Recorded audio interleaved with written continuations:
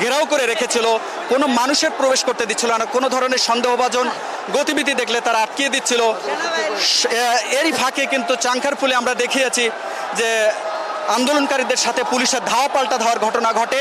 সেখানে sound grenade সহ police তাদেরকে ছত্রভঙ্গ করতে নানা ধরনের কৌশল অবলম্বন করে। তবে আমরা দেখলাম যে দুপুরে 1টার পর থেকে একেবারে আন্দোলনকারীদের জোয়ারে পরিণত হয়েছে শাহবাগ। রাজধানী শাহবাগের আশপাশের যে ওভারব্রিজের ছাদ এবং এখানে একটি মনোগ্রাম রয়েছে, সেটির ছাদে এবং জাদুঘরের আশপাশে প্রত্যেকটি সড়কে কিন্তু মানুষের অবস্থান এবং এখানে সেনাবাহিনীর প্রচুর উপস্থিতি রয়েছে। পুলিশেরও উপস্থিতি শাহবাগ মোড়ের চারপাশে নেই, পুলিশ রয়েছে, তবে এই শাহবাগের থেকে বেশ খানিকটা দূরে 1 কিলোমিটার দূরে পুলিশের কাছাকাছি ভিড়তে দেওয়া হয়নি, কারণ আন্দোলনকারীদের পক্ষ থেকে বা পুলিশের সাথে এখানে যেন